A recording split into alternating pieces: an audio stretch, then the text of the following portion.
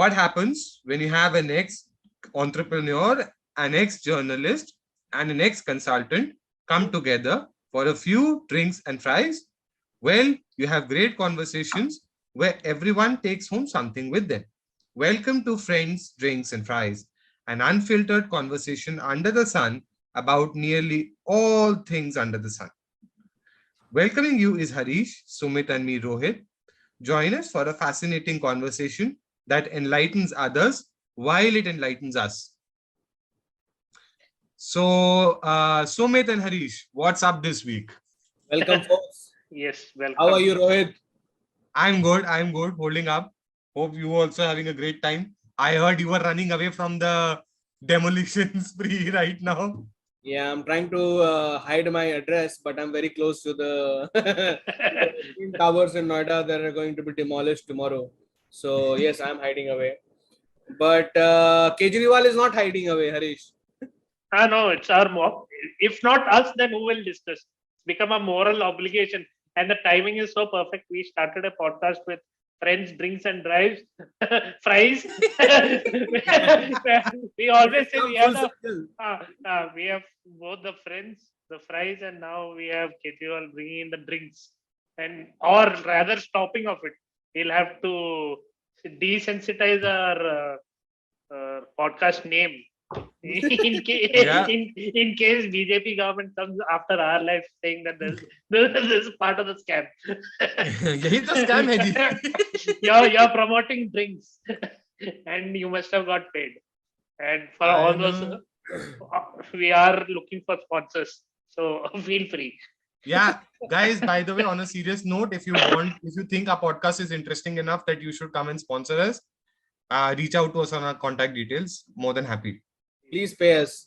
Yes, please pay us because हम लोग बहुत मेहनत कर रहे हैं हर हफ्ते अब. We started doing research for a change. Yes. Yeah. So I think it's time that we go through that initial conversation that Rohit had with an expert on the liquor policy, so that we can deep dive into it. Yeah, as in at the outset, we should lay it out that liquor policy, excise policy is quite a complex subject. As for a layman, all these taxation issues are complex. But and CBI rates and everything suggests not just that only, because Kejriwal seems to make it out as if there is a BJP is going after them, vendetta and all that. No, but I would say put it on the same benchmark that they put the farm laws on. That is the farm laws were repealed because it was bad. Yeah. So if laws are rolled back, exactly. Chor ki daadi mein tinka. Why did you roll back? Just as you got the whiff. You rolled it back. Yeah, and exactly. Then there are obviously videos, and then there's people have obviously pointed out. You keep asking these guys कि भाई तुम्हारे law में ये क्यों था? तुमने blacklisted companies को क्यों दिया? And several other questions that people are asking. BJP spokesperson included, and these guys keep harking on right from the NY Times story. हमने शिक्षा बदल दी है. स्कूल अभी तो शिक्षा का स्कैम भी निकलना बाकी है भाई. हाँ, ये एक्साइज पॉलिसी पे जा ही नहीं रहे हैं. मतलब so just the smell test itself, you do not have to know anything about excise policy. You don't have to know about liquor से state को कैसे फायदा होता है, how revenue is earned, how different states have different structures of excise policy. But the smell test about repealing the law and how they are going nowhere close to even discussing that they did stuff right, and it's just the CBI that is dragging it or whatever. They don't want to discuss it. They don't want to go anywhere close to it. So, six press conferences till date on liquor policy. Till now, they have not spoken on liquor policy. One. Absolutely. Yeah. Two. In fact, since we talk about it, let me play this bite out. So I talked to a guy who used to work with the liquor company and was extensively involved with the excise liaison part of it, because excise is such a complex issue and involves multiple layers of engagement, follow-up, and the really complicated understanding of how taxation structure works. So what turned out from this conversation, let's Let's have a listen to it, and you'll understand why, based on the prima facie evidence, this Delhi situation looks like an open and shut case in every sense. तो ये जो अभी दिल्ली की excise policy है, what was the problem with it and why is there a scam being alleged around it? As far as my knowledge goes, there are 3 points of concern in the excise policy. One, the excise policy has not been implemented as per the terms and conditions. Like a retailer was not supposed to be a wholesaler and wholesaler was not to be a retailer. But the big players circumvented the rules and regulations and thereby got into wholesale as well as retail. That is one issue. And the second issue is of giving undue advantage to the retailers in terms of returning back their excise duty or the investment part.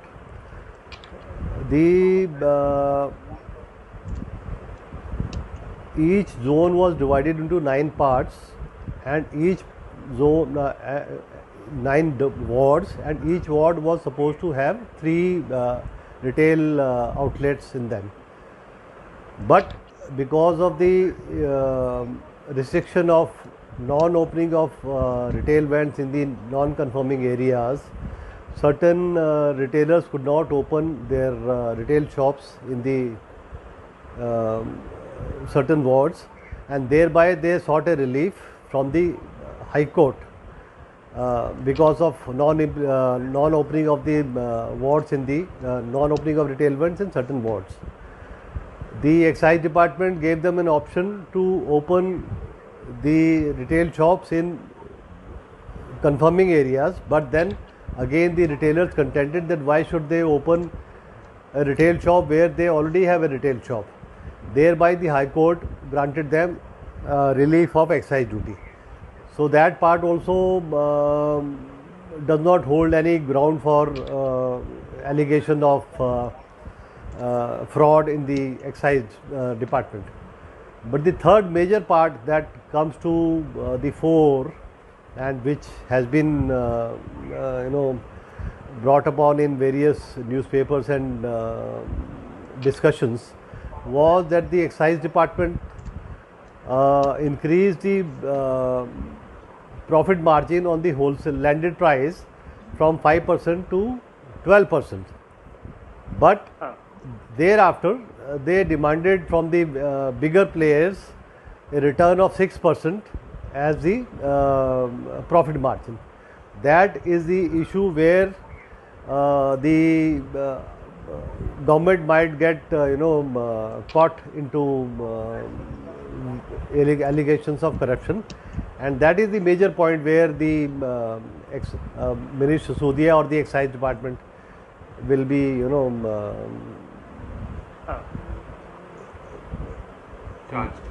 charged for fraud basically. And I mean, what is the general overall scenario of the Delhi liquor market? Liquor market and in terms of liquor market, you see the people who got into the zones have have had huge losses. That is why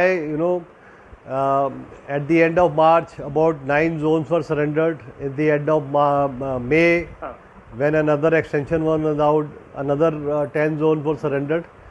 As of now, and only 12 zones are operational. Thereby, 240 retail vents are operational all over Delhi. There are areas where no retail vents are there. Now they have come up with a new excise policy for the grant of license to the 4 corporations which were earlier there prior to the 21-22 excise policy.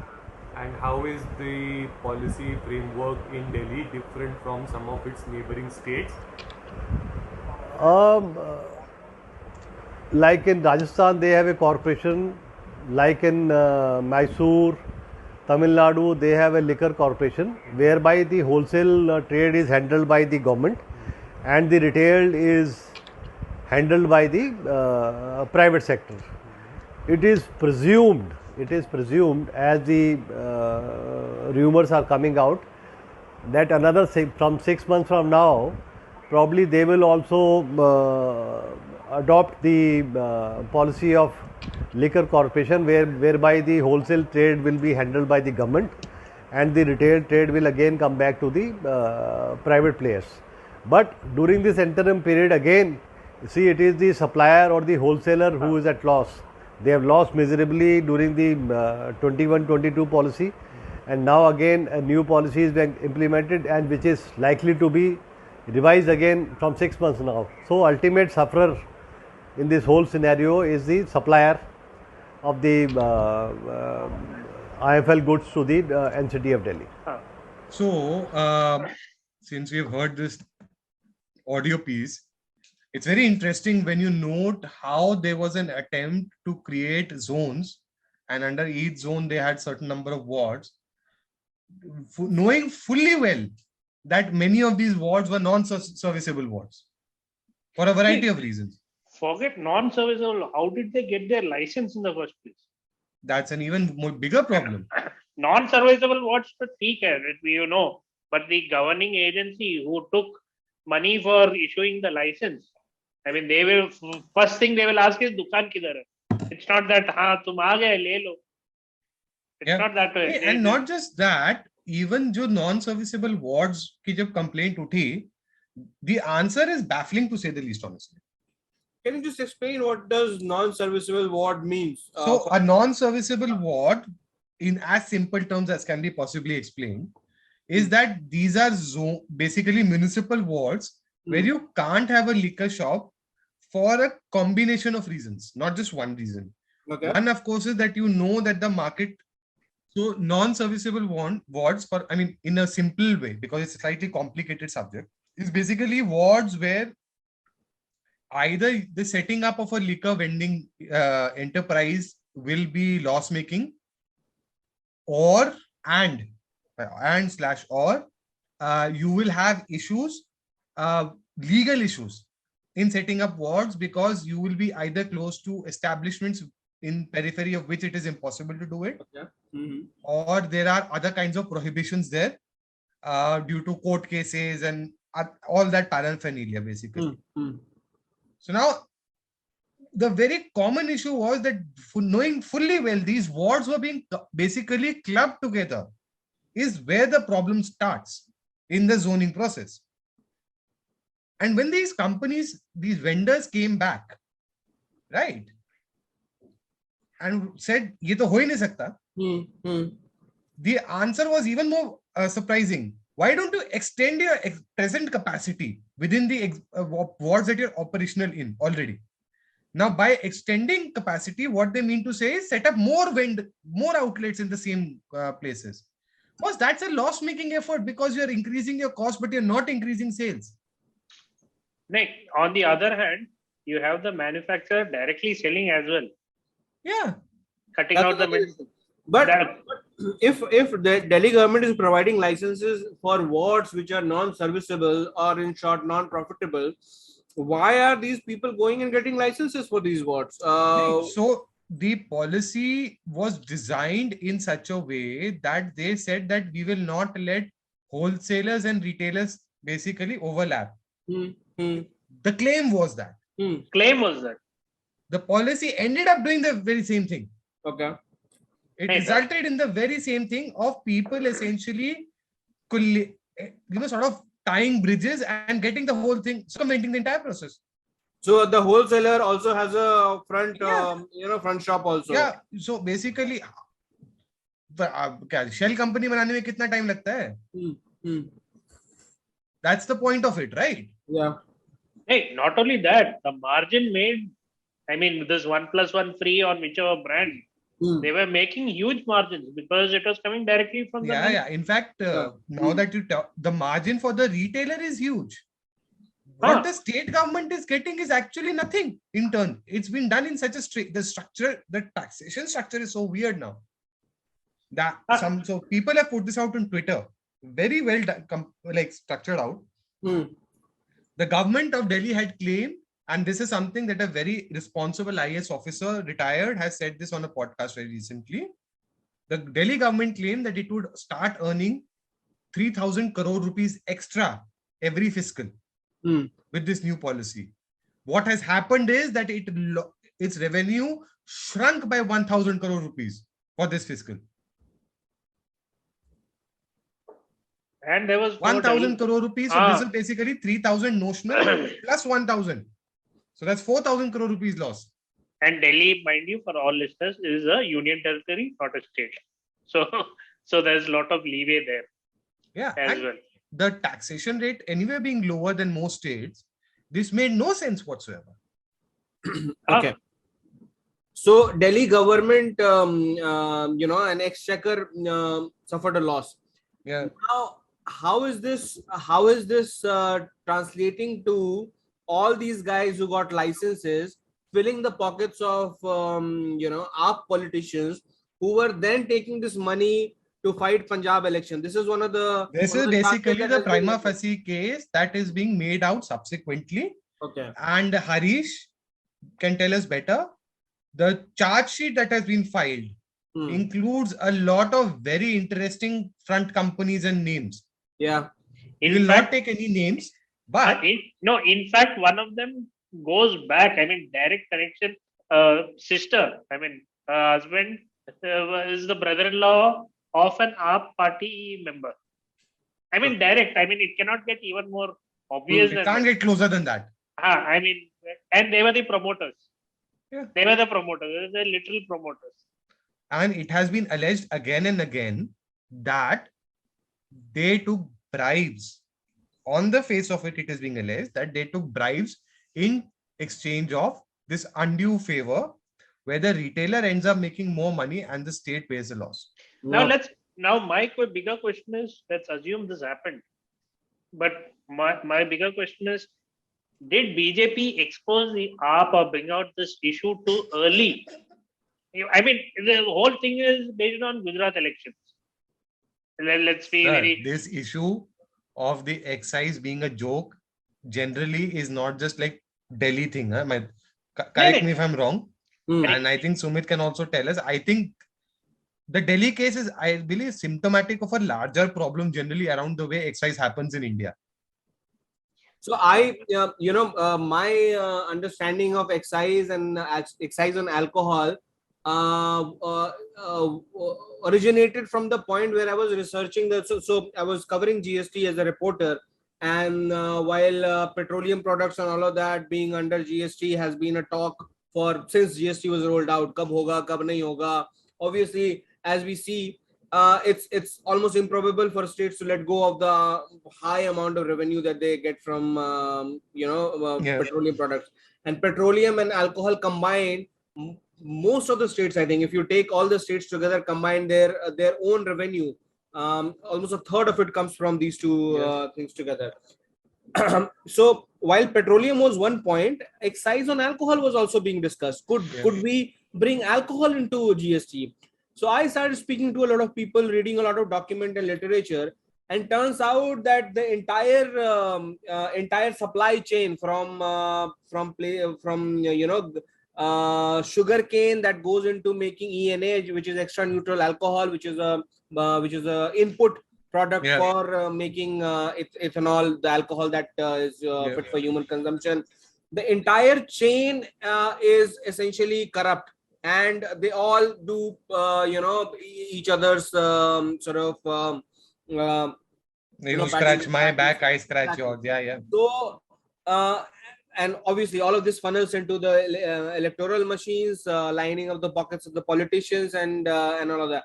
So it turned out that petroleum could, despite being such an impossible task, could come under GST. That was some of the people I spoke to were saying. Alcohol will never be. Alcohol is such a lifeblood of the politicians' income and the electoral, lubricating the electoral machinery that they have is that it.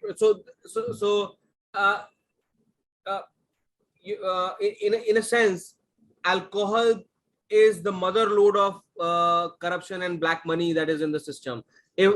probably along with the realty sector. Wow. Which reality sector is, again, I mean, anybody you talk to, they'll probably have they've heard of it, they know of it, they suspect it. Alcohol, not so much. It goes, it sort of is in the background, but it generates a huge amount of black money. And Harish was doing some research, and he can enlighten us about, for example, Rohit also knows a little bit about Tamil Nadu's excise policy and how government controls the manufacturing and wholesale. But as we saw, probably 7-8% of its own revenue comes from alcohol, which seems a little on the downside. I don't know if the state is facing losses, and other people are lining up their pockets, just like it happened in Delhi. So maybe Harish and Rohit, if you can take it and then just enlighten. Well, I come from the liquor state called Kerala, and very this September you will be hearing that Kerala breaks another drinking record for in the festival. I mean, this month, and Onam is turning up. So Onam Asham to everyone. Yes, and Onam is a Hindu festival for those who and all. It's no longer a festival for all. It is a Hindu festival, which is not a harvest festival. Go do your research. So apart from that, so every year Kerala, I mean, every minister, like Sumit said, has some connection with the liquor barons. Liquor barons, I mean, they're never in the news. They're all the policies are in favor of them. I mean, there's no banning them. Even if people die, they don't care. A good example is Gujarat, where people are dead, but you don't hear it much in the news, do you? So people die in Kerala, people die in Tamil Nadu also. And these are very... State, Bihar, people... it happens also often. People dying of illegal. The more you ban, the more people will die, because they manufacture it in such a way that there's no standards or anything. So coming to the point, the government does not make any money. I mean, whatever money the government makes is again going to the politicians' pocket somehow. I mean, through some contract or EAO. But majority of the money stays within the government itself. We have seen states which have banned alcohol, still you get alcohol. There are states which are open with alcohol, still people die. So people, it's not that alcohol is bad, it's just people's choices. Now coming to revenue, Tamil Nadu and all is one of the top. Tamil Nadu, Kerala and all are the top alcohol business. I mean, any one you see is involved. So from toddy, anything that has sugar will be distilled into alcohol. That is let me put it that way. Okay, rotten fruits has a huge market. Batteries, your cell batteries, lizards. In Kerala, there is a use of lizards, cell batteries, rotten fruits, not vegetables, rotten fruits which have high sugar content. So that is how wine is another thing which is legally banned, but people ferment it at their homes because it's just basically grape juice. What's the fun part? Everybody knows, it's an open secret, that bootlegging is big in Kerala and Tamil Nadu. Go to Goa, go to Pondi. I mean, Goa is a different case because Goa doesn't try to regulate alcohol sales in the way Tamil Nadu and Kerala do. What I'm trying to come down to is that compare the revenue earnings in terms of percentage. It's single digits for Tamil Nadu and Kerala. For Andhra and Karnataka, it is double digits. 20% or thereabouts. That tells you something. But that tells you the kind of accounting magic that they do in Excel. Agree. Also. I'm not denying that. What I'm trying to say is that bootlegging is rampant in these two states. Precisely because of this very weird excise policy where everything has to be channeled through the state. And quotas are set for everything eventually. But even if they privatize it also, it goes back to the politicians. I agree. I'm not denying that. I'm not denying that. Unlike Bangalore, which has an MSME for beer. Home delivery of liquor, yes. There's home delivery, plus they make pilsners. I mean, they make pilsners, one of the few states. IPAs and all of that stuff. So they have these home brews which are valid, but they get their license, but not every time. I mean, Yeah. there are issues with the licensing in Bangalore. Sometimes they are approved. Once they feed the politician, it gets again back to business. So Bangalore is one of the few states. Then you have the Mahua people who, I mean, they also. Then you have what is that? Tadi is Yeah, They yeah, go yeah. food Feni. belts, drink. Feni, which Any is tadi, yeah, Any, yeah, yeah. yeah. so It's interesting, you know, in MP and Chhattisgarh, apparently tribals have been given the right to ferment their own alcohol, brew their own alcohol. It's just a progressive move, I think. I Right. agree. I mean, for the tribal community, it was sort of quite empowering in many ways because it was also keeping the tradition alive. Yeah. But I mean, the downside, of course, is that you see so many drunk people on the roads in the tribal belts, unfortunately. But otherwise, they would be drinking all that cheap hooch Could anyway. be. Yeah, I agree. I agree. And that is where this whole problem starts, right, Harish? I mean, there's no perfect policy, honestly. But Right. whatever we see is just so bad, it makes you want to, like, Right, but please. no. But if you look at the kind of discipline, let's take the Europeans. I mean, any alcoholic person would say the whites are drinking. Okay, that is the first thing that they are drinking. They have a wine at night. They have wine in the morning. They have wine in the afternoon. But it's the kind of culture. I mean, they have access to. I mean, if you look at America and all, they have this big, huge takers like what we call. But they have that culture where kids are subject to seeing this early age. I have my theories that once the kids see their dads or moms or But America does have a big drinking problem. I'm not sure about Europe, but lots of families hear about them. No. In America, it is more of a private thing. That's what I'm saying. The difference between the French, the European side is they're winemakers. Yeah. They prefer homemade wines and things like that. They don't Yeah, go all European. Or for Japanese, yeah, they then take. there's a very big market for niche products in both Europe and Japan. That's true. So that way, so it's the kind of culture that you see that there are two kinds of things which are happening. Yeah. So I'm not sure which is the right. If you ask what is the right solution, there is no right solution. Yeah. I mean, and in fact, prohibition, of course, is something that I would never advocate. And I agree with the fact that, of course, in the art directive for principles in the constitution ask for the state to not promote alcohol. If they're shouting that, I'm somewhat fine with it. Government has no role in promoting religion nor alcohol or anything for that matter. Should not have it, yeah, but they are doing all of that. But that's another story. You remember we had this discussion where I mean, in fact, I was doing a research on what was the first item that was consumable item that was banned by the Indian government, and it is your table salt. True. Yeah. It is your table. It's not beef. It's not cow. It's not mutton. It's not chicken. It's not onion, tomato, potato. It is from the time of the British. India has a very weird history with salt, and you won't get non-iodized salt now with the kind of processed foods that you're getting. There is more iodine. There are more problems due to excess iodine in the system. Yeah. And people have. I mean, there's a Supreme Court case also which says that it has violated the first right of the people. Yeah, First Amendment. Yeah. In India. So it was not speech that was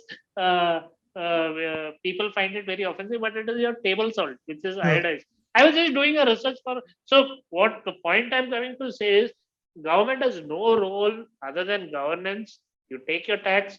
Don't promote. Don't fall into the shit. Make the policies. Make it licensed. Na ek bande ko card de do, chip based card. Let 4 friends get together. 2 liter ka bottle kharido. Band. For 1 month it is over. And I mean, I think one thing that's very important, and Sumit also can tell us about it. Prohibition is a stupid idea to begin with in India. I mean, let's be honest. Prohibition will never work in India. So if we stop the charade that we have around it, probably it will be better. Don't throw garbage here. We have these examples. So don't drink means you have to know. As a young man, I was like, Acha, why I shouldn't drink? Let me see. Let me have a drink. The moment I hear a no, I have to do it. Yeah. It's in my genes. As a Mallu, it is in my genes. And by the way, very good example. People often talk about prohibition being in Bihar and Gujarat. People don't know that there was prohibition in Haryana for 3 years, 92 to 95. Oh, I didn't And know. all it resulted in was that the black market grew 10x and has never been able to come down since, despite the prohibition order being removed. So, for all the Islamization that is happening in Kerala, do you hear about anything about alcohol? Let me put it very bluntly to all the listeners. Kerala, for all that matter, is going Islamic radicalization. They have banned pork, they have banned blasphemy, they have banned clothes, but liquor is one business which they have not even said oof. You think that would be the new flashpoint between, say, whatever the government and the Islamists? Maybe because now they are going behind gender neutral uniforms. I mean, just the government just said a girl child can go to school wearing a shirt and a pant. If she's comfortable that way, let her go. She wants to wear a churidar, let her do that. But we are giving it's killing the gender separation now. Men will be women, women will be men. All that is going on one side, and the Kerala government. तुम्हारा केरला का ना कुछ अपना अलग ही चल रहा होता है हमेशा. Parallel universe में universe ही अलग है. So hey, it's a fun. That's what I'm saying. Na, we are a fun region. Everything. So you are wearing black, huh? If you are wearing black in front of Pinarayi Vijayan, you would have been slapped and thrown in jail. I know this for a fact. Black underwear, black mask, black. You can't wear a black mask apparently. You know that? No, I didn't know that. It's seen as a sign of protest, and you'll be thrown in jail immediately by the police. Umbrellas were confiscated. Yeah. Umbrellas were confiscated at and you can't drink Coca-Cola. It's blasphemy on so many fronts. Black color, MNC, or evil capitalism. But it is the same Communist Party which allowed Coca-Cola to get all their equipment out from the factory. Does burqa also come into this category? Googly. We were diverting a little bit just to add my own 2 cents to it. Alcohol, I mean, it's not a class 1 drug, but if you are, if government can dissuade or run campaigns world over, they have against smoking. But strangely, alcohol, because I don't know, the lobby is such, or because in the Western countries, as you said, they have grown up in their households with alcohol as part of their. We haven't. We have sort of aped it, like we have aped a lot of other Western things in the last 30-40 years. And so they do not dissuade their population from not drinking in the same way that America almost made it so uncool to smoke. The entire population, I mean, you can see the difference between a European city and American city in terms of smoking. Smoking is so widespread, so prevalent. You'll see, cigarette butts strewn on footpaths and on corners in, say, London or wherever. Maybe not so much in Germany, but definitely in UK. In US, you would find it hard to see people smoke in public. Kerala में जाओ, GST cigarette पे है, तो इसलिए मना कर दिया. No cigarette. You won't find cigarette very often in Kerala. You don't find people. They're very health conscious. They don't want to die of lung cancer, but liver chalega to liver chalega. Oh, exactly. So मेरा point वही था कि government instead of should not promote alcohol, but I think it should, in the same proportion as it dissuades people from smoking, it should also run campaigns कि भाई have alcohol. You should be responsible, but know that families have been destroyed, people have died because of whatever accident के लिए दिखाते ही हैं कि drunk driving मत करो. But that also gives a sign that if you're drinking, that's fine. Don't drive after that. But drinking alone itself cannot be fine. Even in Kerala, they have understood it differently. Drink and drive. And I'm not a teetotaler. I drink, and I find this weird that there's a distinction between, say, tobacco and alcohol. In fact, this excise policy drama is not unique to Delhi. Rajasthan saw it. जिस policy को Ashok Gehlot as opposition leader used to criticize Vasundhara Raje for with the taunt 8 PM no CM. Acha. Okay. And you know what 8 p.m. is referring to here. Yeah, absolutely. Okay. And he brings back the same damn policy as under his own chief ministership Okay. and gets a lot of flack for it. Punjab, Are they at least making becoming money? another State Delhi. losing revenue? Or are they making money? Rajasthan. They changed the policy because they were losing revenue. Okay. Hey, state losing revenue is different from politicians' pockets being filled. That's a different matter. That's a different matter. I'm not What getting I'm into saying that. is here in No. Delhi, the situation is that they got a lot of money. Yeah. And the exchequer is getting poorer. No, And by the Delhi- way, Delhi- Punjab mein money. opposition parties are going hammer and tongs because they were trying to bring in. They're trying to bring in a similar policy, it seems, in Punjab. Okay. New excise policy. so it will be similar, no? I was seeing other states also, जिसमें मतलब इस तरह के तमाशे में. I told you about Haryana, right? Yeah. Rajasthan, MP में कितना controversy रहा है इसको लेके. Uma Bharti was pelting stones on liquor shops. It was her own liquor shop. Yeah, well. chances are. But you think about it. I mean, you talked about promoting responsible drinking, and I've seen this in Australia. Where you have TV ads run by the federal government which talk about people drinking responsibly. And Australia से ज़्यादा heavy drinking culture I don't think world में शायद है necessarily. Beer drinking है, but I'm sure But America. it's very heavy. I mean, point is, it's not small quantities for sure. No, there is no water there. I mean, yeah, well, that's a different story. But but you have think to about it. Point being that there is a sense of responsibility on display there, which you don't see in India with the state. And that is where I feel the states have failed in their duty, essentially, when it came to not allowing alcohol to become a primary source of revenue. And as a parting shot, I would recommend everybody who can follow Hindi to watch a documentary done by Madhu Kishwar in her younger days, which is available for free viewing on YouTube, about how there's so much hypocrisy about alcohol and excise policy in India. People don't want alcoholism in the society. The state, however, is going the other way and ignoring people's sentiments. Kejriwal ka video aaj nikla hai, where he actually talked about Swaraj model, where mohalla committees will tell people that if you don't want a liquor shop in your ward or zone, you tell us and we'll not do it. And uske baad, I used to live in Delhi. लोगों ने जब डाला उसके बाद 3 और shops खोल दी उसी जगह पे. अरे केजरीवाल तो proper. I'm sorry if there are listeners who are Kejriwal fans, but he's a proper fraud, and I don't know how anybody can not see it. There has to be some eyes or brain if you don't see it. Yeah. I'm not saying other politicians are not frauds, but they are slightly more subtle about it. Maybe a Lalu is also a fraud, but he is on your face fraud. You can't miss him. You can't miss him. He's brutally honest about it. Let's just put it that way. Kejriwal is a fraud of the variety where you just want to slap him. You say, "Fucker, don't insult my intelligence." Like Michael Corleone told his brother, "Don't insult my intelligence. I know what you did." So to Kejriwal, this is my message. I mean, I don't know why people don't get it. Don't insult my intelligence. I know what you're doing. Just don't become so sanctimonious and mohalle mein log bolenge mat kholo to. Since when has he started listening to mohalla people and what they're saying? Anna, he came up.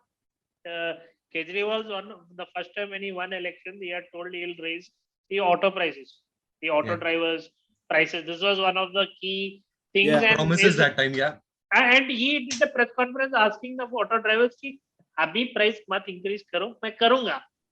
ठीक है? He is that. I mean, from day one, he has been so much. He's always doing somersaults. Yeah. He's a sycophant. He's a psycho. I can understand, some people having been taken in by his education, because people have always in the past, after, all these rustic politicians looting us from Mulayam to Lalu, I've been talking about why don't these IIM guys come? Why don't these competent middle class professionals come? So I can assume I can basically tolerate somebody for 2 years, for 3 years, maybe not seeing through Kejriwal, but after which 2-3 years, meaning by 2014-15, you still gave him some sort of a rope. You still gave him a benefit of doubt. But if you are sticking to him being clean-cut politician who wants to actually do good for the place he governs or runs, then there's something seriously wrong with your comprehension abilities and mental faculties. Yeah, I think Yeah, we should stop with Kejriwal. Others will go on a jolly rant. yeah, exactly. So moving on, what Harish, probably you can talk us through about what all of a sudden India decided to do in the form of subtle, if not in your face, poking in the eye to England. Yeah, exactly. So, Harish, Tell us about it. I'm very eager to hear what India did. if you can go back into the history of this a little bit. Yeah, yeah. Just an interesting anecdote, though, before you, has any one of you been a fan of or watched Top Gear? Top Gear, huh? These three Yeah. British presenters just go around mucking about. They're funny, and they're funny in their own way, like British way. And it's a show about cars, but it's funny. Huh. Yeah. So they once, I think it was, I don't know which year it was, but they went into Argentina and Falkland Islands. Did they go to also or not? But it is one of those contested Yes. islands Yeah. over which Argentina and Britain they fought a war also or come to blows, and it remains contentious. So they were roaming about with and Britain is heavily hated in Argentina, and these guys were Brazen. moving about in cars with the Union Jack plastered on top of their windscreens, and they got pelted with stones. They almost got lynched before they were rescued in that episode, and that sort of snowballed into a larger controversy between the two governments. So this is the Falkland Islands, where both of these countries have state claim. However, recently India has endorsed Argentina. No, you have to go to the Independence Day speech as well, where So Modi please said, do. Yeah. I mean, Modi, I think Prime Minister Modi also heard our podcast, the first or second one, where we said, we categorically said, we don't need the white man's certificates anymore. Now we will start issuing certificates. So Modi seems to, on the 76th Independence Day, even he voiced the same thing, that we don't need anyone's certificate. We will start issuing our certificate. So, Mr. Modi, if you are listening, please do. He's holding Man Ki Baat. Please follow our channel. Just before you do your Man Ki Baat, listen to our podcast. Yes. For your Man Ki Baat. Yes. So yeah, I mean that was one way of giving it back to them. So long we've suffered, especially the Labour government in UK. आके बोलेगा कश्मीर में मेरे friend है, हाँ कश्मीर ये है वो है. I mean, not just Labour, even Tories ministers or whatever are very reluctant to admit Pakistan's role, which is, I mean, clear as daylight in Kashmir, और जानबूझ के उसको करते रहेंगे. करो तुम, लेकिन हमारे पास भी option है for all of these countries. Germany, for example, recently said something about whatever जो आजकल का है कि minority safe नहीं है, ये नहीं वो नहीं है. देखो उनका कहाँ है दुख, सबकी दुखती रग है, उसको खोजना कोई बड़ी मुश्किल बात नहीं है, but have the courage and the balls to finger these guys. China तो खैर मतलब घुस के करता है, but it's time we started doing it. No, the problem with that is, see, today we made a move. I mean, we said gave our support. We supported Argentina for the Falklands, but I'm not the Falklands, San Malvinas. Okay. All right. Now we are. So what I was saying is, we go 2 steps. We put 1 foot forward, and I'm pretty sure in the coming weeks there will be 2 steps backward. For example, like I was joking कि this Atmanirbhar Bharat government is planning to ban or not promote Chinese phones under 12,000 rupees. Yeah. And after the next, exactly within 8 days, there is another thing saying, no, we are thinking of it. We have not banned it. The Chinese goods are free to do whatever they want to. So this trial balloon problem of this government has to stop somewhere at some stage. I mean, just before that, we were discussing how Ministry of Power grew balls to call out a journalist. For a change. for a change. And so this 1 week hum idhar hai, 1 week we are in. Surprising part is not that Ministry of Power did what it did to a journalist. It did not take those words back. It did not apologize. Yes, Not to for the my change. knowledge. I don't know if it has or not. That's the surprising part. We were expecting it to roll it back. So, okay. So this flip flop, I mean, on one end you have Jai Shankar saying, we don't want a war with, I mean, whatever the Russian thing, that we will deal in rupees and this thing, and immediately the Reserve Bank of India comes up with a statement saying that, Indian industries won't be penalized, but make sure that you're following the rules to avoid sanctions. Imagine that. I mean, how disappointing is what I'm saying. हम लोग इससे भी करेंगे, उससे भी करेंगे, तुमको क्या है? This is like what Rohit started with the Argentina thing, that we poked the UK's eyes. But was that poke enough, or are we going to unpoke it? Take our own eyes. So this flip flop, I'm not a very big fan. This RBI thing, although is I think is a symptom of what Modi said in his Independence Day speech. So these RBI bureaucrats, they are fairly independent of Finance Ministry. They are, and definitely very, very far from External Affairs Ministry or whatever Shankar has said. Clearly they are working in silos and all of that is happening. And इन्होंने लिखा होगा कि हाँ हम तो international rule follow करते हैं भैया, हम तो बहुत अच्छे लोग हैं, तो आप ये सबको मेमो भेजो बैंकों की, तुम लोग ये, अरे यार, जब have an eye and an ear out to what your External Affairs Ministry is saying, what kind of stance the entire government is taking, and नहीं, लेकिन अपनी दुनिया में रहेंगे और वो लकीर की फकीर जो है भेड़ चाल में चलते रहेंगे.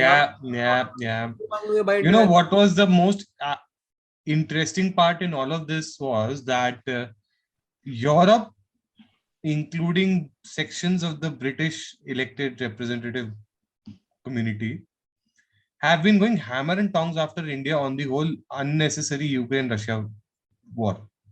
Conflict. Conflict, yes. I don't know what conflict means in today's terms after thousands of people dying, but not thousands of people dying.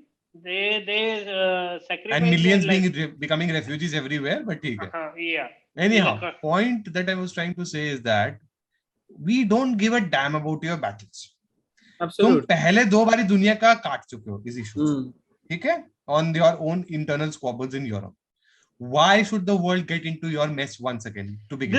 This is the part where and for this, from people I respected like Bruno Macias to I don't know how many dumbasses talking absolute nonsense. That guy just went completely loco though. He lost it. I remember that Tropic Thunder movie का वो dialogue है ना, never go full retard. He went full retard. Like Lal Singh Chaddha में भी एक में no, it's a pathetic state of affairs. Bruno Macias. Why should India want to expend its energy and time and resource in a subject that it is not bothered about? No, but look at Jai Shankar. Every time he does he does, when Jai Shankar is going to pull back, because first he does a walk with a common man. This time he did a foot walk. Just to get everyone's attention. Acha, Jai Shankar is walking people's man. People's man. Then he does a foreign trip. Foreign trip में जाके बड़े-बड़े statements देते हैं कि ये करेंगे, हम विश्वगुरु है, हम ये करेंगे. This MEA, you see this MEA? Yeah, we are the most powerful one. Chinese को बोलो बाढ़ में जाओ, पूरे world को चलो बाढ़ में जाओ. We are gunning for Akhand Bharat, and everyone on Twitter or Facebook and Insta is on a high. पीछे से एक message आता है कि some things have happened. We are retracting whatever we have said and doing the exact opposite. And that thing never gets picked up. In the ये जो मतलब tit for tat होता है या poking in the eye, some of the things that I never understand. For example, ये जो तुम्हारा US का जो NGO USCRF जो भी है वो CIRF, it's a nonsensical body. Publishing all the rubbish stuff, obviously motivated agenda wise. उसका हम reply क्यों नहीं देते कि भाई तुम्हारे यहाँ जो पुलिस ब्रुटैलिटी है, जो अफ्रीकन अमेरिकन के साथ तुम लोग ट्रीट करते हो, वो worst of the worst in the, अपने आप को Yeah. एक ही स्टेटमेंट तो देना है, but no, we always pull our punches. China, Because we are the Indian foreign services, and I'm sorry to say this, despite knowing that right. many of them are Right. absolutely exceptional people, they are an underconfident bunch at a national aggregate level. I There's think, no other way of putting I it. think too enamored by the white Not man's just too world enamored, they yeah. have too much investment into the man's game. The game being, सालों के बच्चे पढ़ रहे होते हैं foreign में, चाहिए वहां पे, हाँ, और वहीं नौकरियां कर रहे हैं, ठीक है. Why should we do anything to antagonize the white master? True.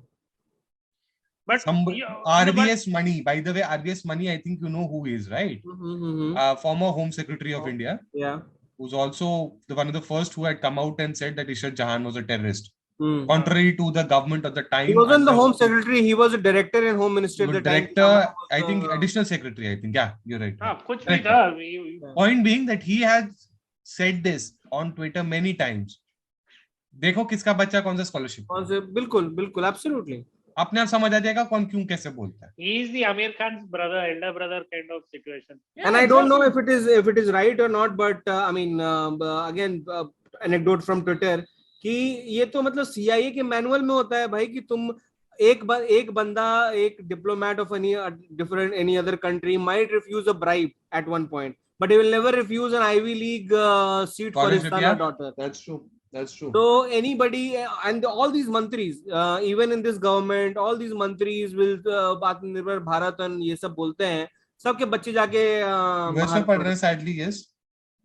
कितना पैसा तुम साला वेस्ट कर रहे हो बाहर जाके यार. See, this is where my problem lies, and this, so being compromised is one thing for sure. Inferiority complex is the second thing. Because their narratives are set by what America and Europe are saying, not by what we are saying to begin. Don't publicize it, no? Don't make it public. I mean, Jai Shankar, Nirmala Sitharaman, now I'm pretty sure in the coming 2 or 3 weeks she is going to do something really dumb, because she's been walking around with a common man in trains. Yeah. No, this is a pattern of the Modi government. This is a good pattern of the Modi government. That unfortunately for Nirmala Mami, I have to say sometimes that you hear her and you want to say konjam rubbish sollilla. Really, the moment I feel like that. I don't know what that Hello, the economy, the rupee will find its way. Her punch dialogues are punch dialogues. Even the Nobel Prize winner will be like, क्या बोल रही है? Do you think she gets a lot more flack because she's a woman? No. Well, that's true to an extent. Can't deny that. Deny that. Come on, look at the Finnish Prime Minister. But then I have a feeling anyway, it's not about a woman thing. Finance ministers in any government in any part of the world are basically the punching bag of the people. Hey, if it's a woman-oriented thing, look at the Finnish Prime Minister. Look at the New Zealand Prime Minister, yaar. वो municipality की mayor. She was partying, tits out, everything was good. I appreciated it that a PM is having a drug-fueled, coke-fueled, whatever party. I support it. Even the people of Finland support it. But today she is crying and saying that I have not taken a day off. तो कौन complain कर रहा है? We are telling have more parties, release more. When you are coming off the high of cocaine, no, you tend to get emotional and cry. So maybe, but this women, wherever women, I am pro women empowerment. तुम्हें करना है, but stop saying you are breaking the glass ceiling. You're not breaking. Yeah, exactly. Don't sanctimonize everything. You're not breaking the glass ceiling. You cried. We brought down the benchmark. Then you said, it's too tough. This benchmark is too tough. And that becomes the glass ceiling for you. One of the leaders globally that I've admired, in fact, because she dared to show that she had skin in the game from a national perspective, was Margaret Thatcher. Yeah. And though I am all for the government poking the UK folks for the San Malvinas Islands thing, fact remains, she upheld British honor by defending the Falklands. Yeah. And giving Argentina a bashing. Nobody can deny that to her. Even Angela Merkel, for that matter. Angela Merkel is a very disappointing leader, though she managed to pull Germany through some of the most politically turbulent times. For that, she definitely gets But credit. जो उसने ये refugee लेके किया है ना, इसका तो वो असर तो that was the biggest own चलेगा. goal for sure. Yeah, Yeah. biggest own goal for sure. But she never played the woman card. ठीक है. Yeah, to her credit. To her To credit. her, for whatever rights or wrong she has done, she has never played the woman card for that Or matter. for that matter, if you remember, I don't know how many of you have read about her, Golda Meir. Yeah, I know Was the Prime Minister of Israel for a while.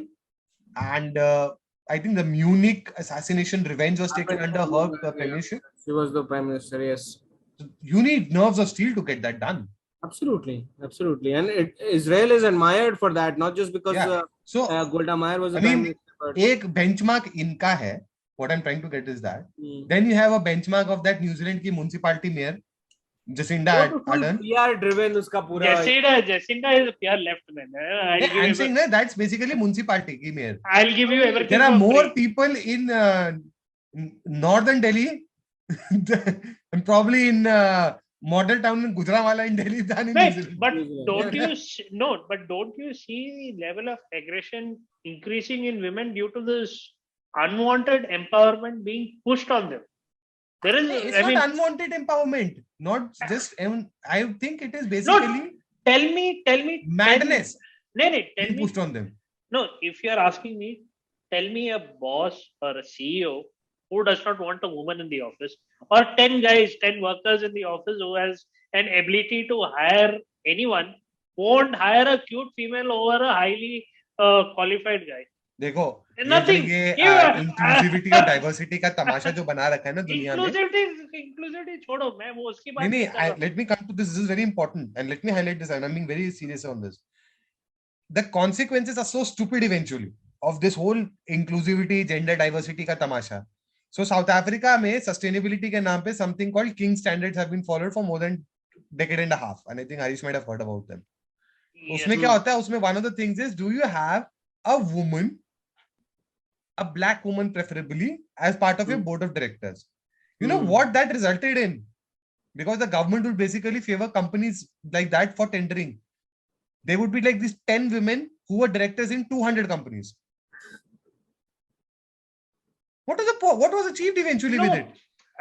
Look at the number of ESG in the field of ESG. You will find the number of women higher than the men. Because it's a fraud thing. They just want that attention to be gone. I don't mind the beauty or having females surrounded by females, but when it comes to work, there should be some level of merit. Okay, I have a friend who's there in ESG and I vouch for her credibility because she was a very hard worker. So, boss. No. But I get the general drift of what you're trying to say. Most of the people being brought in have been इस पूरे discussion को ऐसे diversity जगह पे share कर दिया है ना जहाँ पे कि our podcast will be branded as male chauvinistic, yes, and we might get cancelled. So can we just? But on the more serious note, I get this problem. See, this whole diversity issue. Anyway, we have to come back to UK. And India, we were talking about benchmarks basically. Yeah. Benchmarking in India has to see now, and I agree with Harish and you. If they don't roll this back, I'm all for it. Yeah. This government, however, in the last 2.5 years has shown a propensity to take U-turns faster than Arvind Kejriwal. Absolutely. And obviously we arrived at the crux of the entire issue कि हमें inferiority complex है. हमारा bureaucracy जो है वो white man's game खेलता है. They look up to them for setting up standards and them as followers. Any ministry or decision reduced to gender will devolve into a conversation like just what we had. Yeah, true. The moment you say Nirmala Sitharaman is a woman, then the whole funda goes, na? By the way, abhi latest voting हुई थी किसी issue पे and India voted in favor of Ukraine against Russia. That is for the video. No, that is for the video conference. Point. What I'm trying to say is that India has to show its independence. Yeah.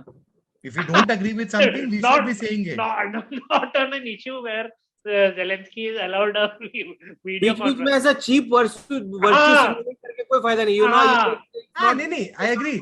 And by the way, India ने अभी तक rupee ruble trade भी setup कर लिया ना. हम तेल खरीद रहे हैं. Nobody gives a damn about it. हाँ, 2-4 चीज में हम कर देंगे UN में. Yeah, बस. Yeah, that's fine. But the point, the inferiority complex point is the crux of the matter, and that shows up even when we, all of us have heard it. कि जब भी Pakistan say attacks us, okay, in the last since Modi has come, we've retaliated and all of that. But then there's this issue of Indus water treaty. Apparently, it's so unfavorable to India. India can actually being a you would know more. देखो, Indus water treaty पे India has made itself unfavorable for itself unnecessarily. But it Even is, in the present context, it doesn't. India has not utilized its share of water. सीधी बात ये है. Can that not be used as a bargaining chip, as a throttle to hold them by their neck? Trust me, people in Pakistan know this damn well. And they are afraid of this very thing happening. And they still keep sending terrorists to maim and kill us. Because they want us to bleed by 1,000 cuts and never be able to do this, right? They know that we are so afraid that anything that we do with water, which is life-giving or life-destroying object, will get the Western world to be up in arms, and then we'll cover down to that. Yeah, so they वही तो problem है ना. psyche.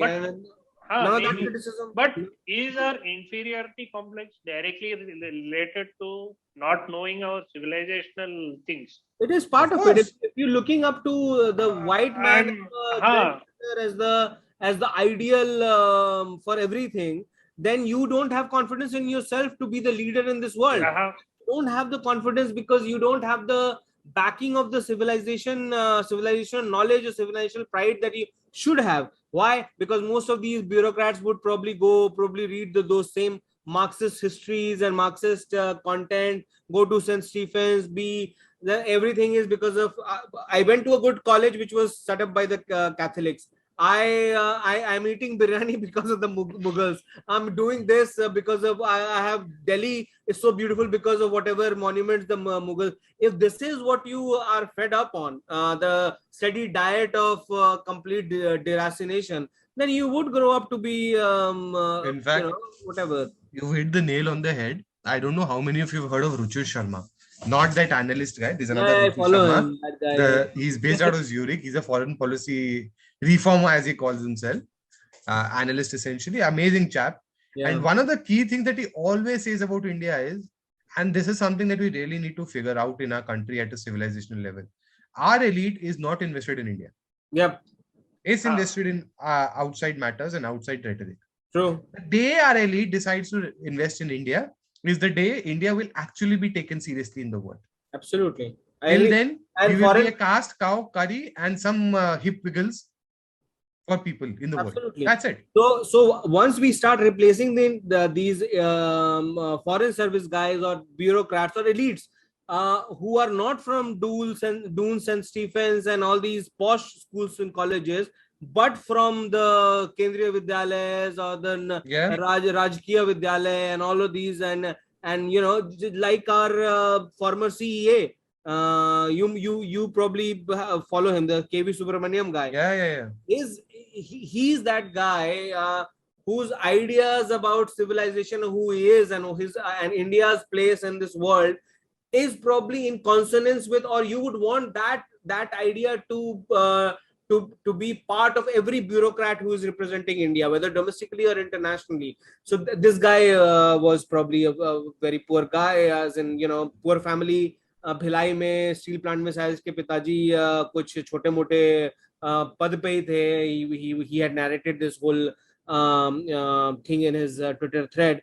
But so he intrinsically knows India. So the more people we have from grassroots level rising up to represent us, I think more we will have those civilizational values and pride in ourselves at the international level. Abhi tak ye the whole coterie of the network Singhs and the Salman Khurshid and these guys who are completely as an antithetical almost to India, as if India. Yeah, the English Lalu coterie, as I call it, and that's a very good segue because speaking of Salman Khurshid, the Congress is falling apart in India.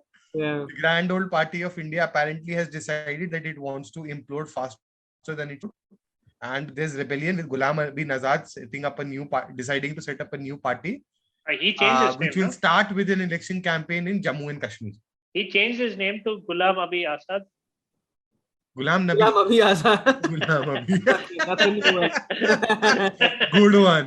Good one. I So think apparently in one of the Twitter, it was trending on Twitter actually. It's not my was that in his letter, or so did somebody report that apparently when he a report. It was a report thing. It was not on his letter. No, that funeral No, thing. no, his not own Gulam mock- Nabi mock- Azad, mock- but something mock else. funeral being done in Jammu. Yeah, Yeah, it yeah, was in his own letter.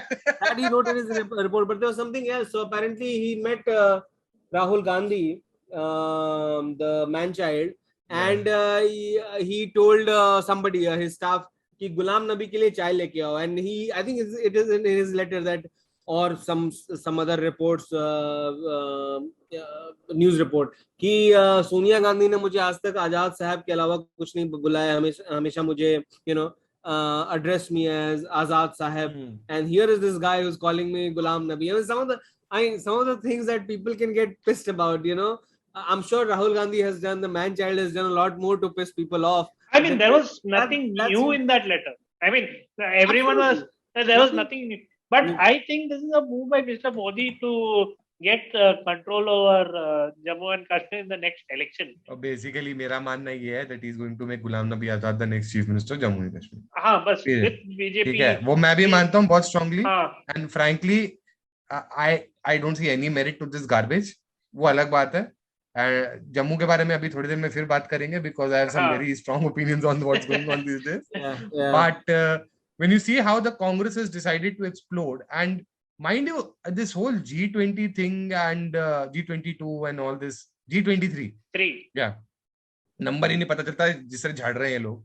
So, this G23, and honestly, even people, well-wishers of the party like Sunil Jakhar and Ajay Veer, who's a farmer, heads a Krishak Samaj union, and he wrote very extensively that problems of Congress, for instance, after the Punjab election, there were issues that could be solved easily only if the Congress wanted to solve. Now that's where the problem lies. It doesn't even want to solve problems anymore. When you keep saying Congress, you basically mean the man child who is in charge of everything, right? No, he's not even in charge of anything. He's basically power without responsibility right now. Okay. Who is making these decisions? Sonia Gandhi is apparently the interim president even now. But going by his letter, for more than 1.5 years, there is no president in the party. Yeah. Hey, forget all that. But official president नहीं है, interim president चल रही है वो तब से. नहीं, she is interim. But the thing is that decisions are being made in the Congress, which nobody knows where it is coming from, because Gulam Nabi Azad says it is his PAs or security. Yeah. Then there is another set who is saying it is from Sonia Gandhi. Even the coterie is not helping matters. Sunil Jakhar had the maximum number of MLAs supporting him to become the chief minister of Punjab. Ambika Soni stops it by saying only a Sikh can be the chief minister of Punjab. क्यों भाई, हिंदू क्यों नहीं बन सकता? And by the way, Sunil Jakhar had great popularity among Sikh voters also, for a variety of reasons, because he has always portrayed himself as a more pro-Sikh person than a like Hindu person. But that apart, point being, there was absolute garbage nonsense thrown around to destabilize the party just because they thought of short-term supposed gains that never materialized. Charanjit Singh Channi को 2 vote मिले थे सारे MLA में से मिला के, उसको chief minister बनाया इन्होंने. What is the end game for this family? What are they thinking? कि मतलब क्या? No, they will keep them alive. Like that's what I've been keeping alive. Because see, the moment something fails in the central government, that is why some governments still exist. Na? Look at the Jharkhand government, for example. Sorry, the election commission gave prescription, okay, which the governor can use, but they will keep that dead body alive. Yep. Every time this sword is hanging over his head, that कभी भी गिर सकता है. That case, by the way, is an open and shut case also. No. अरे उसने खुद ही को mine दे दिया कि मैं अलॉट करवा दिया. Obviously, but if every state becomes a double engine की सरकार and anything goes wrong, mistakes will be magnified. Now mistakes will be magnified, but there's an equal and opposite mistake that can be magnified by the people being blamed as well. चलो ये तो इनका strategy है कि हाँ 2-4 state में इनको रखते हैं ताकि हमारा थोड़ा Modi ji there's a very good theory around that has been around, और मैं भी अब कुछ हद तक मानने लगा हूँ that Rahul Gandhi gets paid by the BJP to do what he does. Okay? There's no other rational explanation to what is going on with the Congress half of the time. Have you heard Modi ji saying anything about dynasty or Vadra? No. Or He Rahul will Gandhi not for take the that. names kabhi bhi na. Hmm. He He will not even take the names. now he stopped talking about development also. Now he is in next level, Anusadhan, innovation. now he is into this. You know, नहीं you मैं ये have, बोल रहा He is हूँ into inaugurating hospitals run by private organizations. वो थोड़ा will ज्यादा होता है. no, that was a PPP model. अरे मैं ये बोल रहा हूँ कि Small will correction. Sonia Gandhi get old and die in India? Will Rahul Gandhi get old and die in India? Or will they at some point decide cut the losses and run? No. Whatever money we have stashed abroad or here, just take it and just ask for asylum in some country. The Darbaris won't allow. No? Mallikarjun Arjun said, "I will force Rahul Gandhi to become the president." Yeah. See, I that's will also make- the problem eventually, na? And you The hit the Darbar- nail on the head. The Darbar controls the party, the family as much as the family controls the Darbar. No, there's no. Unfortunately, they are so. It's like तो two जब तक poles pulling each other. जब तक ये कुछ seat जीत रहे थे या जब तक इनका थोड़ा भी, क्योंकि जब भी 2004 में और 9 में भी जब ये थे पावर में, they had 120 100 about 200 seats, right? So if they were close to that much, then people around them would know कि भाई सरकार तो हम इसको बना ही देंगे, राहुल गांधी प्रधानमंत्री बन जाएगा. No, you're not getting. so far. You're not getting the point. Their people are already there in the government. Sanitizing. BJP coming. BJP is the new Congress. Congress is the new Muslim League. No. That's the logic that's being told. That is, yeah, I quite No, agree no. with that. But sanitizing 70 years of governance. I mean, people. I agree. I mean, second and third generation Congressy people are still in government jobs. So desanitizing the government itself will take time. A lot of these current serving bureaucrats, if you talk to them as journalists or whoever, and they would be completely, Enamored by the Gori Chamdi, na? Follower of Nehru ji ne ye kiya, wo kiya. Bureaucrat who might be working under Modi in one of the crucial ministries, but still, considers ideologically ही सही हो सकता है, काम में उसको पता नहीं कितना influence करता है, नहीं करता है. I won't go to that extent, but he has the same point of views about, for example, this IRS guy, and he isn't even like 60 years old. One of the commissioner level guy, maybe close to 45, maybe 50, and he is of the view we were talking, so his daughter was in Ashoka University. He said कि sir Ashoka University में अपने मतलब या तो बड़े rice के लोग जाते हैं क्योंकि वहां से तो कोई आपका एम्प्लॉयमेंट का सोर्स तो है नहीं. तो नहीं यार वो ठीक है, बट एटलीस्ट लिबरल एजुकेशन मिलेगा. What do you mean by liberal education?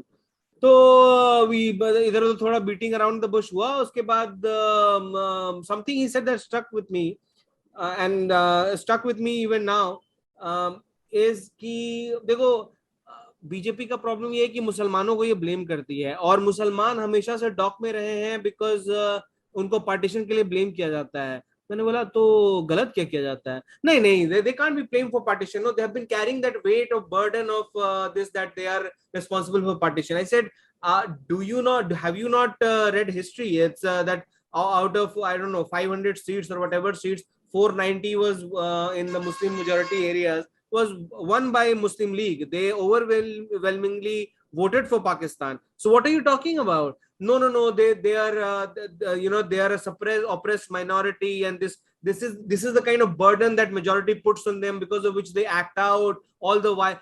He was going on a tangent that was so absurd to me. And this guy bureaucrat, and he narrated. You're talking about bureaucrat. हमारा Kohli, Rohit Sharma Pakistani players के साथ हाथ मिला रहे. उनको politically aware नहीं है साले कि इतना. अरे it's not about that. Virat Kohli comes from a family of refugees, for heaven's sake. हाँ नहीं that is absolutely unforgivable for me. हमने देखा है it's not about not being able to move on, but to remember that there are people who pay for your blood every day. अरे तो all these Bollywoodia types lost their homes यहाँ आके वही फिर तो exactly वही बकवास पेलते हैं सारे. तो वही मैं बोल रहा हूँ कि in a climate where Bollywood is getting cancelled, I mean, you know what is the kind of climate which is going on in the country. Just let me Sorry. that IRS part. Yeah.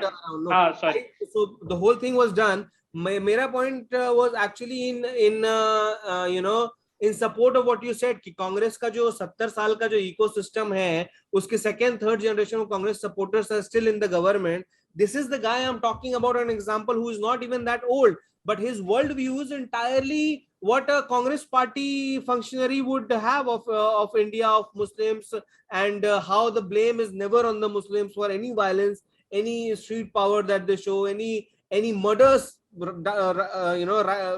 downright murders that they commit is only because they feel oppressed and they are living in this country. So I completely endorse your point of view. The BJP might be in government, but the government is not establishment. Establishment is still run by, to a large extent, by people who are who have affinity to Congress point of view in India. Let's just put it this way. I'm very glad the BBC put out that Nehru press conference in public. After so many years, they basically put it up, that Nehru press conference, because you realize after listening to it what a vacuous idiot he was. Absolutely, yeah. I'm sorry, I'm being very strong in terms of my language, but the man was, and in all fairness, the gentlest term that I can come up with him was a pompous ass. That's what he was. The way the country was formed, let's go back to 1930s or 1940s. You have countries like Bhutan, which is smaller than Goa. You have Nepal, which is well within India, and Sri Lanka to an extent. These countries could have been part of India just because Nehru was tired and he was like, "Arey, jitna bhi karna tha kar liya, abhi de do, mujhe de do." And he gave up on these countries. These current countries. These countries could have been well within our. You know what was the worst part? What was the worst part? Most of these Muslim League people who had become part, who had been responsible for the partition of India and stayed back because they realized कि हम तो सड़क पे आ जाएंगे पाकिस्तान में जाके. All of them overnight decided to become patriots and join the Congress party, and the doors were opened for them with glee. Right, it is Nehru. Shameful to say the least. Nehru acted like a person who was doing an 8-to-5 job. He acted like, "अरे यार, मैंने 30 साल काम किया, अभी मुझे I want to become PM and this is my retirement. My retirement is PM. जो करना है कर लो, बांट लो जिसको भी करना है. Hindu reform law will suppress the Hindus." And everyone else was given a free hand. This is the kind of energy that you get by reading or seeing that interview with BBC. He does not care. He didn't care, or he did not have that level of emotion in his words towards India. It's like he hated India. It has been pointed out कि भाई वो देखने में brown था, अंदर से पूरा white था भाई. His education, his world view. तो मतलब in Discovery of India is written how he feels, I don't know the exact words, but disgusted by South Indian temples and its atmosphere, and when he walks around the corridor. So the civilizational ethos was completely absent in him. So everything he did was for the ideas that he might have got or he had from the schools and colleges of London. What the white man and the progressive world, so-called progressive world, was thinking at that time, without actually caring about the ground realities and the ethos of this country. And in one, if you had to sort of give a final touch to it, so Congress might be dying, but Congress will live. Oxygen mask तो लगाएंगे. BJP तो oxygen mask लगा के they'll put them on ventilator. Oxygen mask लगाने की जरूरत ही नहीं. 70 साल का जितना बीज रोपा है ना उन्होंने, वो अभी तक वो. ये since the Congress party and Nehru are being discussed, here is a book by K.N. Rao. Okay. About the Nehru dynasty. Public domain में है, archive पे भी download कर सकता है जिसको interest है. Let me read a portion about this man who was the son of the first editor of National Herald. Okay. Who had worked very closely with Nehru but had fallen out with the family, Jawaharlal Nehru in particular, because of Nehru's intransigence and absolute nonsense around everything. And the fact that he could not take criticism from this man's father. Okay. And that guy, by the way, went on to become an MP as well in the Rajya Sabha on the Congress ticket, but was eventually eased out of politics altogether, despite being part of the freedom struggle. And I quote, where's that line? Yeah. Sardar Patel had warned Nehru to be aware of the Chinese intentions as early as 1950. But even 10 years later, in 1960, he could not imagine that China had aggressive intentions. He had given to his personal assistant, M.O. Matai, a position which appeared to make him look like a super cabinet minister. And we all know all the shit that Matai has done. Hmm. His foreign policy was aimless, woolly, not hard-headed, cool thinking in the harsh realities of the Cold War politics of his era. He tolerated corruption in government offices, opportunism in politics, and expediency got the better of clear-cut principles. His monthly letters to the chief ministers of different states are pure, gaseous, odorless, directionless sermons, which when read in cold print even now show that a person who did not know the harsh realities of Indian poverty and had no knowledge of economics poured in these tomes of letters his mindless wanderings. And he was the one who dismissed the EMS government in Kerala.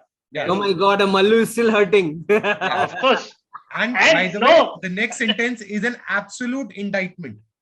He supported progressive Muslims outside India, like Nasser of Egypt, but at home encouraged the fundamentalist elements who, even after the formation of Pakistan, were not wise enough to see in it all the seeds of embittered Hindu-Muslim relations in future years.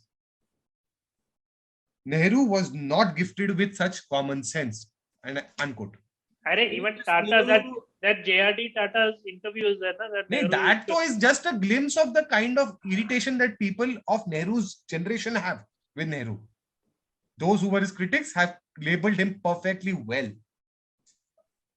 वो अलग बात है, this whole elite of India remains enamored by this man unnecessarily. Exactly, and which is what is making Congress live long. So, yeah, you know, as the famous lines go about King, the king is dead, long live the king. The Congress is dead or dying, but long live the Congress, because in the heart of our elites, hopefully that era will also come to an end. Nehru lives on despite his stupidity, despite his vacuousness, despite his lack of common sense and utter incompetence. हर जगह मतलब public में है, लेकिन लोग फिर भी उसको सरकार पे बिठा के रखते हैं. Yeah, sadly, that's how narrative is hit, right? Yeah, but it's a good direction that at least the Modi government, if at all, I'll give you just one great example of how bad Nehru was. Nehru was responsible for the integration of just one state in India because as Prime Minister, he said, I will do it. And that was Jammu and Kashmir. And we're still suffering the consequences of all the madness and nonsense that took place under Nehru. Absolutely. He botched one thing. You know, that meme, you had one job. You had one job. If that meme could be made about Nehru, that would be it. Nehru is probably the originator of that meme then. No, he took job very seriously, but it was with Mountbatten's wife. Yeah. Who was holding around with every Tom, Dick and Harry. Everybody knew it was such a dirty open secret about him and Edwina. Yeah. And Mountbatten using that to his advantage. But Edwina herself was a known philanderer. She had both of them. Mountbatten was a gay philanderer. He was philandering with men. Almost like Mountbatten. Yeah, he was gay. He was actually, when he was assassinated by the Irish Republican Army, Sinn Féin, sorry, not IRA, but Sinn Féin, it seems he was on a romantic liaison trip with his boyfriend. वो तो चलता है. I mean, I'm pro. Anyhow. Pro sexual. So that put us to the final segue. In fact, since I mentioned Jammu and Kashmir, by the way, most people in mainstream media have decided to just shut their mouths about what's going on in Jammu right now for the last 1.5 weeks. And I think it's very important to highlight it. There's been curfew across large parts of Jammu, particularly in the Jammu city, because people have been asking for a holiday on the birthday of Maharaja Hari Singh. It's become an unnecessary flashpoint, which this is something that has been a very long pending demand in Jammu. But पिछली regimes का तो कुछ उम्मीद ही नहीं थी. What is very disappointing is to see the BJP also playing to the same gallery as the Islamists in Jammu and Kashmir. It's sad because you know whose birthday is exclusively celebrated in India, even not in the lands where the supposed great person was born. Whose? And it was brought in at the time of, I think, VP Singh, who had 2 years, announced it from in the Independence Day speech at Lal Killa that we will celebrate the birthday of this person. Come on, it's a trivia. Come on, guys. Nehru. Interesting. Yep. Nehru yoga. Children's Day. Nope. No. Then who is there? Tell us. I'm curious. Prophet Muhammad. Nabi Now- Nabi now- का birthday जो है Miladul Nabi. Milad-ul नबी Saudi Arabia नहीं मनाता, पाकिस्तान नहीं मनाता, none of the Islamic countries No, celebrate. Islamic countries celebrate. I was mean- told that Saudi Arabia doesn't have it. I'm No, not no, sure about UAE. No, they celebrate. UAE, Saudi and all. Miladul Hey, Nabi. celebration is one thing, but I don't think it's that kind No, of a holiday. That is no, a holiday. It is a holiday, but there is no like Bakrid. Massive they go- celebration, none of this is massive around. celebration नहीं होता. Everyone is Chutti in their from- home. Hey, do they have chutti from office? Chutti from office is there. One Okay, day. then that's One, something. that we know. one day, but no celebrations. No. But I in mean, India, we have celebrations. That's a no, fact. no fireworks. No. nothing. It's a national holiday for Ah.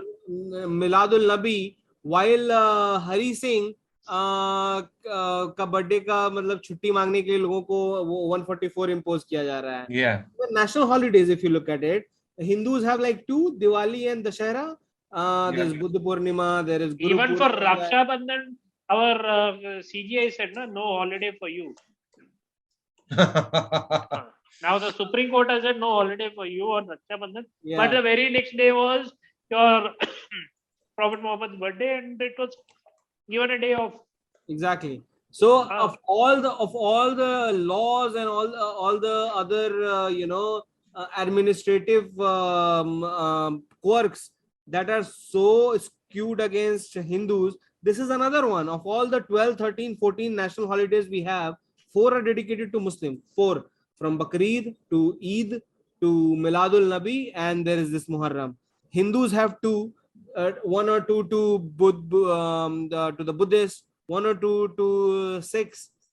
Christians ka Good Friday, Easter or whatever Christmas hai. But the so-called minority, the minority that is always subdued and always oppressed and at the brink of genocide. As I call it, oppressed, suppressed, bench pressed. Yeah, exactly. And here, No, but it is kind of insulting. You know, you have the Kashmir files which came out. Then you have all this. You know why I get very riled up on this issue? And let me tell you why. History, as is told today, has been extremely unkind to Maharaja Hari Singh. For all the popular narrative that is shown that he was hanging fire on the issue and wanted to have an independent country, let me read out a quote from the round table that he had attended. That was organized by the British. By the way, 2 round tables he had participated in that were done for the future of India by the British. okay. And in both of them, he had openly advocated for an independent India, a united India, and Jammu Kashmir being part of that India. Let me read this quote so that people know for what I'm talking about. And I quote, and this is from the 1930-31 table, by the way. As allies of Britain, we stand solidly by the British connection. As Indians and loyal to the land, whence we derive our birth and infant nurture, we stand as solidly as the rest of our countrymen for our land's enjoyment of a position of honor and equality in the British Commonwealth of Nations. Our desire to cooperate to the best of our ability with all sections of this conference is a genuine desire.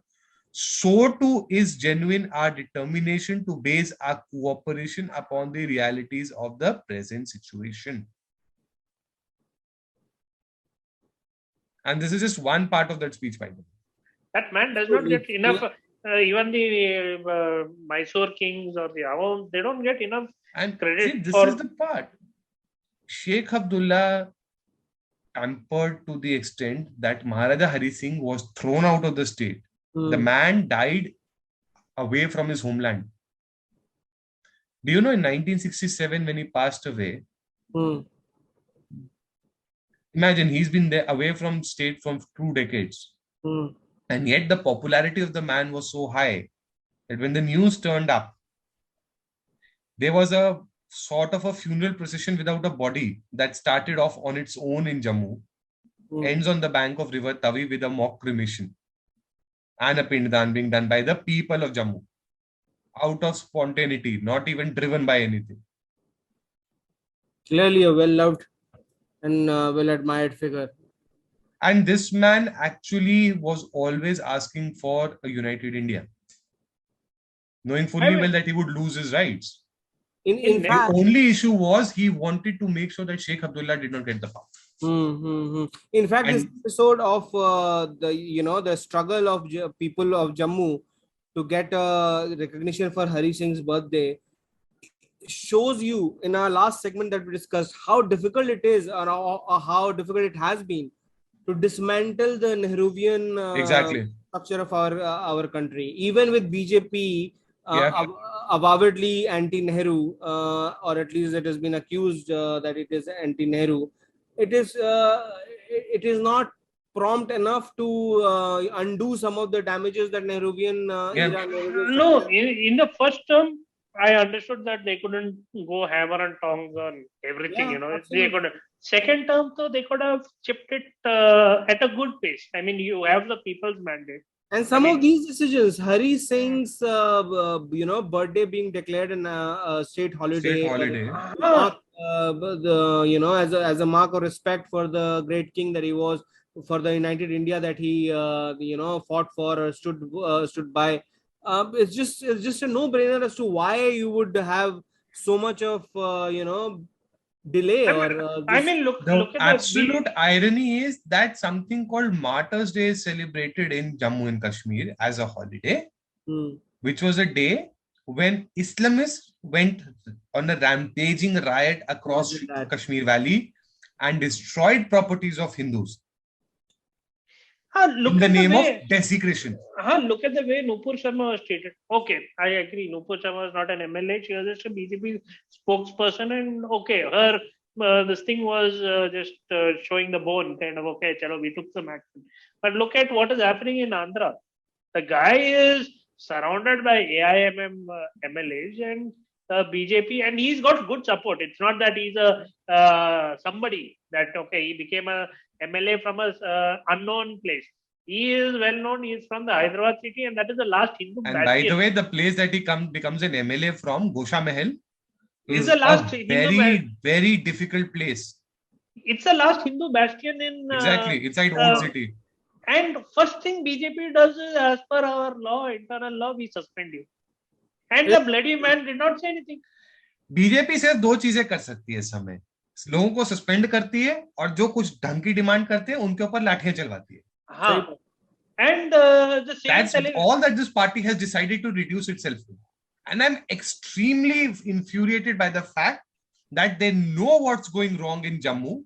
They know what blunder they've made in the name of the delimitation in Jammu and Kashmir.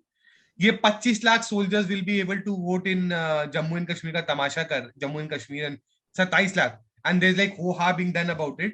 Do you know what's the breakup of this people who region wise? People don't even know this number.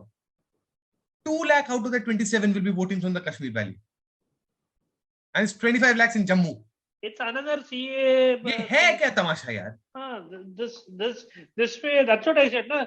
BJP gives an imaginary step forward and takes two in reality. तो मत देना. So don't do this.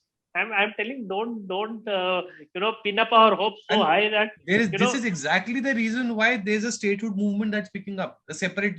We want to be a separate entity altogether in Jammu. Small state like Kerala, Malappuram, where Rahul Wayanad and all, where Rahul Gandhi is. Baba, you know how deep the fraud is in terms of delimitation, and I'm not joking.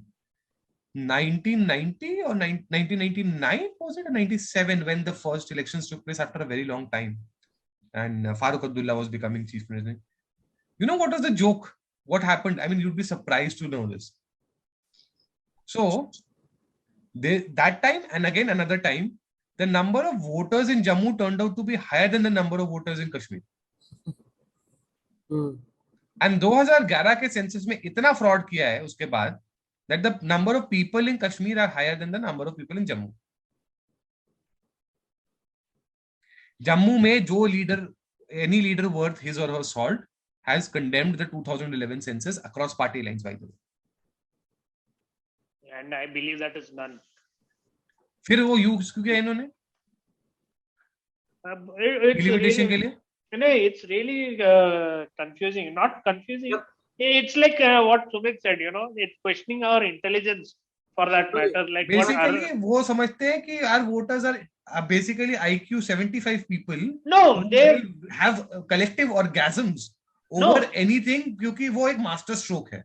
They all these things about taking voter for granted or taking the fact that कि कोई NOTA जो नहीं NOTA नहीं क्या बोलते हैं उसको Tina factor, and that BJP is the new Congress and Congress is the new Muslim League. All that a year ago, 2 years ago might have seemed like a cheeky comment that did not have much place in reality.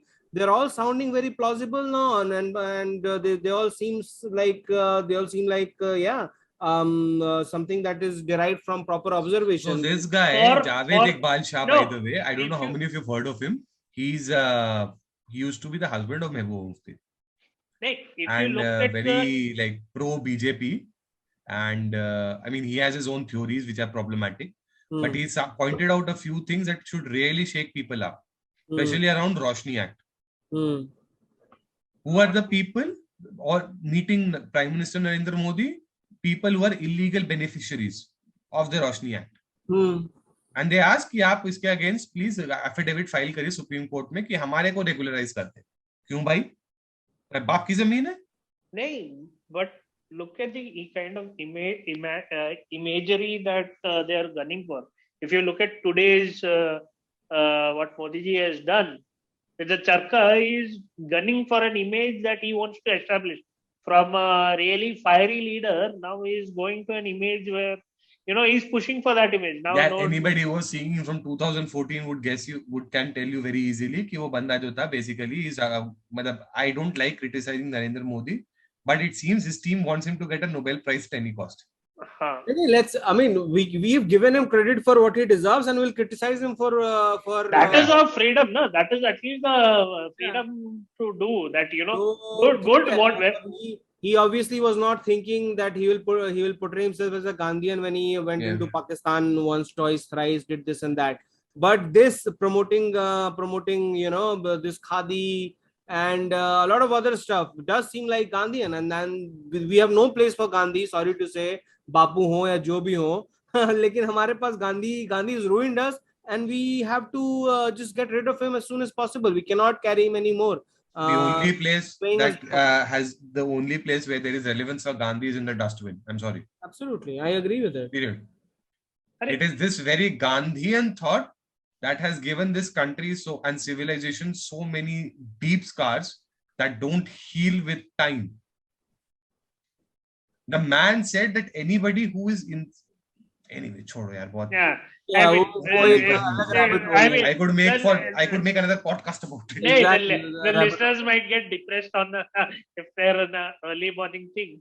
We went from a very high to a very but I think it's very important that this thing about Jammu gets highlighted because Jammu is the bulwark against Islamist forces. All the listeners, if you can do your research on Jammu, and please kind of voice it out. Don't think it's a BJP government or it's not a BJP government issue. It's literally a national security issue right now. So that's what I'm telling. No? So don't think of it as if you criticize Modi, you're an anti-BJP or anti-Hindu. Criticizing Modi is your right. Criticizing Modi is what needs to be done so that at least he hears some voices at least. Or at least the best way to get somebody's ear. And in fact, Chanakya had said this. कि आप अपने I'm just loosely translating that you should keep your friends close and enemies even closer, your critics even closer, because the critic will have the guts to say honesty on your face. Your friend will never do that to you. You don't have to be friends with Modi to support him. Exactly. None of us are. हम कौन सा उनको जानते हैं personally? I support Pinarayi Vijayan for that matter on some issues. I support Modi. I support KCR. Wherever there is good, it is good. देखो हमारा agenda सीधा है, हमें हिंदू राष्ट्र चाहिए, हिंदू पार्टी नहीं चाहिए सिर्फ. हाँ, बिल्कुल. And of that's another moment to get cancelled, but ठीक है.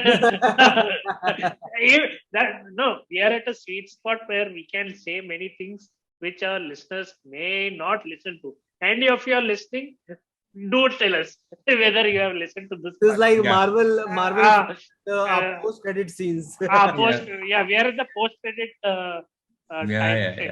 So guys, as usual, let's wrap it up. Enjoyed it. It was an eclectic mix of topics from alcohol excise policy to... I love the word eclectic.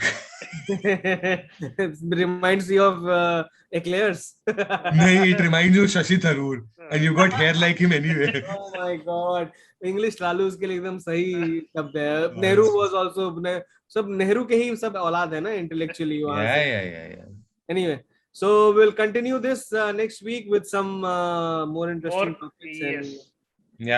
We'll probably try continuing this if you like it. This weekly wrap up of some important things, heard, unheard, that you need to know of, that we feel. And we'll know from the responses that whether they have reached this part of the podcast on their responses to Jammu. 2% Nostradamus continues. Yes. Thanks guys for tuning in once again. We hope you love what we're doing because we enjoy it clearly. And do reach out to us, richpodcast9@gmail.com if you're interested. Our Twitter handle @friends, capital D, capital F, where you can follow us and see if we bring up more content. We're trying to bring up more written content as well, probably some weeks down the line. So stay tuned on that one. Our Facebook page also that goes by the name Friends, Drinks and Fries. That is another place where you can reach out us to. And hope you have a great remainder of the weekend. Do tell us if you find this episode interesting. Or bouquets and big bats, both are welcome, as always. Thank you, everyone. Take care. Bye.